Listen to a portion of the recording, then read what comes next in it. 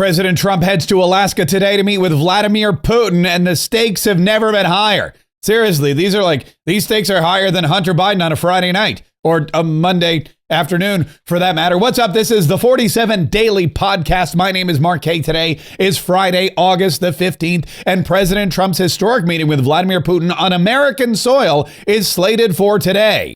We have a meeting with President Putin tomorrow. I think it's going to be a good meeting, but the more important meeting will be the second meeting that we're having. We're going to have a meeting with President Putin, President Zelensky, myself, and maybe we'll bring some of the European leaders along, maybe not. I don't know that it's going to be very important. We're going to see what happens. And I think President Putin will make peace. I think President Zelensky will make peace. We'll see if they can get along. And if they can, it'll be great. You know, I've solved 6 wars in the last 6 months, a little more than 6 months now, and I'm very proud of it. I thought the easiest one would be this one. It's actually the most difficult. We have President Donald Trump promoting his past accomplishments when it comes to peacemaking. He does want to be the peacemaker in chief. He wants to end the killing all over the world, and he wants to stop new conflicts from popping up. And as he said, he's stopped a lot of conflicts between longtime rivals India and Pakistan, Azerbaijan and Algeria. Armenia. I always make that same mistake. Over the course of his first 200 days back in office, Donald Trump has done an amazing thing for peace around the world, and many people heralding him as the surefire winner of the Nobel Peace Prize. That remains to be seen, of course, because, well, there is some political bias in the community. But Donald Trump said this one has been the hardest. It's the golden goose. It's the one that keeps getting away, but he is going to keep fighting for it, and that fight begins today. Will there be an immediate ceasefire? President Donald Trump doesn't know, but what he's looking for once again is an end to the killing. You know, I don't know that we're going to get an immediate ceasefire, but I think it's going to come. See, I'm more interested in immediate peace deal, getting peace fast. And depending on what happens with my meeting, I'm going to be calling up President Zelensky, and let's get him over to wherever we're going to meet. I don't know where we're going to have the second meeting, but we have an idea of 3 different locations. And we'll be including the possibility, because it would be by far the easiest, of staying in Alaska. You know, we have big flights and he has the same thing. We have a lot of planes going when the head of Russia, the head of the United States, et cetera, go. So, Mr. President, did you tell Zelensky to be ready? Did you tell him to be ready to come? Should you start making legitimate progress? I don't want to talk about a second meeting, even to him. I don't want to even indicate there might be a second meeting. Maybe there will, maybe there won't. So I don't want to talk that. It's not okay. It's not important enough. But it would be certainly convenient if we had a very good meeting, because I'm going to let them negotiate their deal. I'm not going to negotiate the deal. I'm going to let them negotiate their deal. Yeah, Donald Trump saying, look, the second meeting is important. We're not going to discuss it at the moment, but rest assured, it's probably going to happen. And that really lays the groundwork, or kind of it gives us an idea of what's going to happen in this very first meeting with President Donald Trump and Vladimir Zelensky. One thing we know for sure is the stakes are high, because President Donald Trump posted on his Truth Social this morning, high stakes. That's it. Just 2 words, all caps, 3, count them, 3 exclamation points. High stakes. How high are the stakes? Well, we're looking at Ukraine and Russia. We're looking at lasting peace. We're looking at an end to the war. We're looking at which territories may or may not be left in Russian control, which territories may or may not be left with Ukraine. We're looking at rare earth and minerals, and perhaps some kind of military or economic presence by the United States of America. We're looking at perhaps even a change in leadership in Ukraine after this war has ended. We're looking at an enhanced European involvement in peacekeeping, and of course the European Union also waiting on pins and needles with bated breath to find out what happens during this first meeting. And then, of course, if there is a second meeting where President Donald Trump and Vladimir Zelensky and Vladimir Putin will hammer out some kind of peace deal. As far as the meeting today, here's what we know. President Donald Trump is going to meet with Vladimir Putin at a U.S. military base in Anchorage, Alaska, to discuss the efforts to end the war in Ukraine. Trump told the EU leaders that his goal is to secure a ceasefire and that he does not intend to discuss any divisions of territory. He said there would probably be some land swapping between Russia and Ukraine. Zelensky will not be at this meeting. EU leaders will not be at this meeting.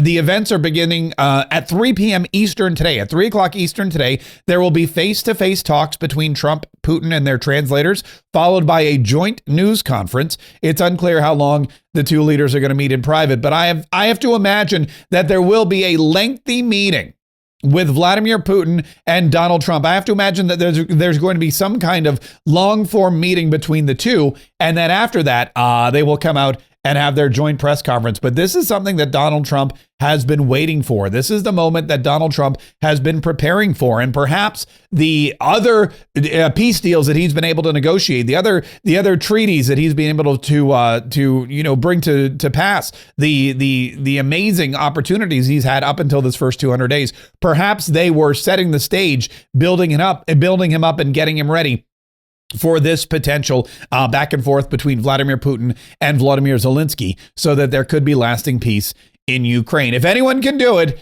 it's President Donald Trump. And again, the fact that Vladimir Putin called this meeting and they're meeting on American soil bodes well. It immediately gives President Donald Trump the upper hand in leveraging the United States of America, our military power, our economic dominance, our energy, everything, all the trade deals that Donald Trump has been able to bring to pass. Because again, one of the reasons, and I think that the timeline is important to reiterate, so I will reiterate it once again. President Donald Trump was able to bring forward this meeting with Vladimir Zelensky immediately following the EU trade deal. Why is that important? Because Russia sells a lot of energy to the European Union. Russia sells energy to Germany and to Austria and to France and to Great Britain. And when President Donald Trump went into the EU and managed to wrestle away $750 billion worth of energy resources, almost $1 trillion worth of energy that they're no longer buying from Russia. They are going to buy from the United States of America. When that happened, I believe Vladimir Putin looked around and said, holy Smirnov, I'm not going to be able to fund this war in Ukraine. If I lose $750 billion in energy sales to the United States of America, that's money that I directly would have poured right back into my military. That's $750 million I would have used to buy more weapons and recruit new troops and get whatever supplies we need down to the border, more missiles, more bombs, anything I needed to continue to barrage Ukraine. But with $750 billion now leaving his pockets and headed to the United States of America, Vladimir Putin, I believe, saw that he was outplayed and he can no longer sustain this kind of battle. That's when the call to Steve Witkoff to meet with President Donald Trump came. And now we have this meeting today. It wasn't just a military or a diplomatic ploy, but also an economic play that got us to where we are today. And that is something that Donald Trump should be very proud of. He announced yesterday in a meeting about Social Security, by the way, what his plans were for this meeting. He also talked about Elizabeth Warren being an Indian. It's so vicious what they do. Elizabeth Warren said she was an Indian. We call her Pocahontas. She's a liar. She lied her whole career. Based on the fact that she was an Indian, she was able to get into certain colleges, get certain jobs, get into certain universities to work there. She's a liar and a mean person. She's a nut job. I watched her the other night. She's all hopped up endorsing a communist in New York City. And she was all excited and jumping up and down. She's got to take a drug test. She really does. She's got to take a drug test. There's no way somebody can act that way and be normal. What she's done to our financial institutions, he destroys people. You know that you had a lot of great banks in the Midwest and banks that loaned to farmers and others, and they went out of business. She put them out of business. Stone cold mean. Banks that were open 150 years, family banks that supplied the farmers and manufacturers and others, and she put them out of business. She's a mean, horrible human being.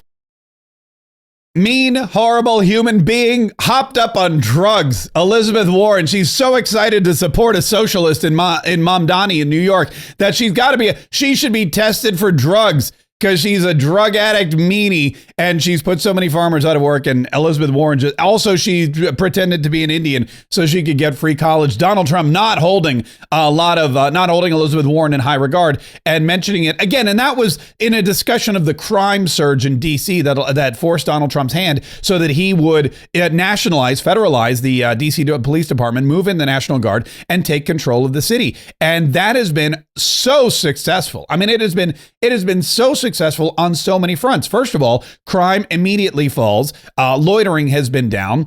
The National Guard has made several arrests. The police department has made several arrests. Violent crime will continue to fall. They're getting illegal weapons off of the streets. And oh yeah, as an added bonus, it's no longer a sanctuary city. And U.S. Attorney General Pam Bondi said it's not going to be a sanctuary city because sanctuary cities are against the law. They're against everything we stand for, and they are a danger to Americans. D.C. will not remain a sanctuary city actively shielding criminal aliens. Will not happen. Under Donald Trump's directive, D.C. will become safe again, and it will become clean again. And I think what's happening is it's a combination of an extremely divisive city council. You have liberal judges. You have no cash bail, as you said. You have juveniles running rampant over this city, and you have a Metro Police Department. They want to do their jobs. And we have been out there for the last few nights with all of our federal agencies, Sean. They have been working so hard, working together. We've made 156 arrests. 27 firearms have been seized. Child pornographic material has been seized. Over 200 fentanyl pills taken off the street. A homicide suspect with a firearm. And we are going to protect D.C. and make it safe again. But, I think the most impactful thing that's happened, despite what we've seen with these crazy protesters out there, citizens are coming out of their homes and they're going up to these law enforcement officers and they're thanking them for keeping them safe and making the streets safe again. An elderly woman walks up to law enforcement and thanks them so she can go to the market again. So they are seeing the impact of what our law enforcement officers are doing under Donald Trump's directive, and they're going to continue to do it. We're going to work hand in hand with state, federal, local officers, and we're going to make D.C. safe again. And that is the directive from President Donald Trump, not just for D.C., but for all cities. No more sanctuary status, no more illegal aliens, no more criminals hiding out in these blue states and these blue cities where these mayors are allowing it to happen. And New York and Chicago and L.A. and San Francisco and Portland, Oregon, they're all on notice.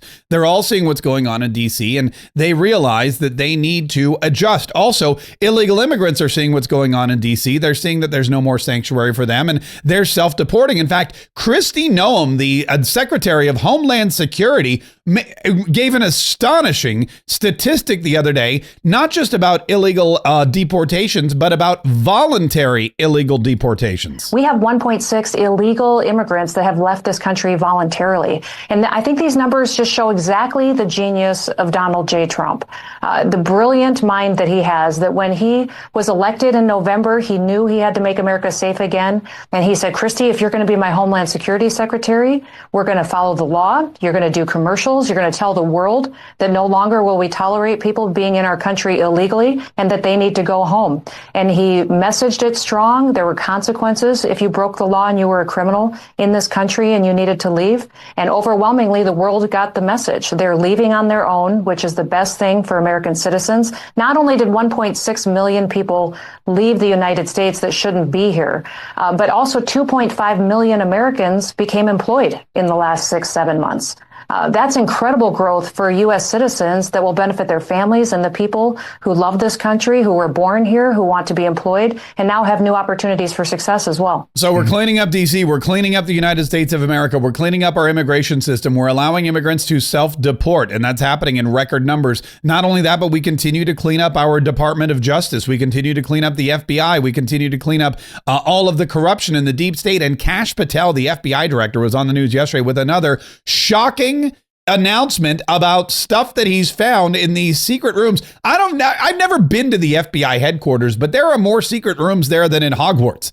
It's like everywhere you turn, there's some secret room and it's jam filled with the top secret documents that were supposed to be destroyed. Burn bags full of evidence that was never destroyed. We're not sure why it wasn't destroyed if it was slated to. And upon further investigation, it seems like stuff that we probably want to know about. Sean, I was blown away. But sadly, it's come to be expected in this town when corrupt bureaucrats weaponize and destroy law enforcement like predecessors of mine did at the FBI. And thankfully, Donald Trump's mandate and election victory was for transparency and accountability. Sean, just think about this for a second. Not only did we expose the Russiagate hoax with the greats like Devin and Trey and Johnny Ratcliffe, when we were back there in the House Intel Committee excavating and exposing the FISA abuses, the corruption of political parties, and the lies to a federal court just to illegally surveil a presidential candidate. I come in then years later, nearly a decade as a director of the FBI, thinking we uncovered most of it. But sadly, we found a room locked away in the Hoover building that contained burn bags. And just for your audience, Sean, a burn bag is a government bag that is specifically created to destroy classified evidence and shred and burn it. Hence the name burn bag. We didn't find one, we found 7. That wasn't the only thing we found in there. We found hard drives from our predecessors and prior FBI leadership. And folks like Page, Strzok, Comey, McCabe, Comey, the list goes on from Russiagate. The names were strewn all over these materials. Now, as our great attorney general just told you, we can't deny or confirm what we're looking at, but what we can discuss is what we've publicly disclosed. And these documents have been publicly disclosed because the greatest way to educate and bring along the American public for transparency, initiative, and accountability under President Trump is to give them the documents. And step 1 is by cleaning house inside the walls of Hoover. And that is exactly what Kash Patel and Pam Bondi are trying to do. Clean the walls inside of Hoover. Get rid of the deep state. We see it every single day. We saw it with the guy yesterday who threw a sandwich at a police officer that worked at the Department of Justice and no longer does. Now he's a felony convict. We see it every single day with the FBI burn bags that are being discovered. We see it every single day with these operatives inside of all of our government agencies that are standing up and fighting against President Donald Trump as he continues to try to make America great again. And there will be more fighting. There will be more draining of the swamp. There will be more deep state operatives who will be rooted out and extracted from the government. And at the same time, there will be more crime out of DC. There will be more sanctuary cities shut down. And of course, there will be more peace around the world as President Donald Trump meets with Vladimir Putin today for that high stakes meeting in Alaska. We'll bring you all the news you need to know all the time in our second daily podcast. By the way, we broadcast live every single day at 1 p.m. Eastern time on Rumble and X and YouTube and all of those live streaming platforms. Or if you prefer, you can listen to our podcast. You can download it anywhere podcasts are downloadable, on iTunes, on Spotify, wherever. We tend to be pretty much all over the place. And the best way to find Mark Kaye Saves the Republic is to go to markkaye.com, MarkKaye.com. Go to markkaye.com, download, subscribe, listen, and enjoy.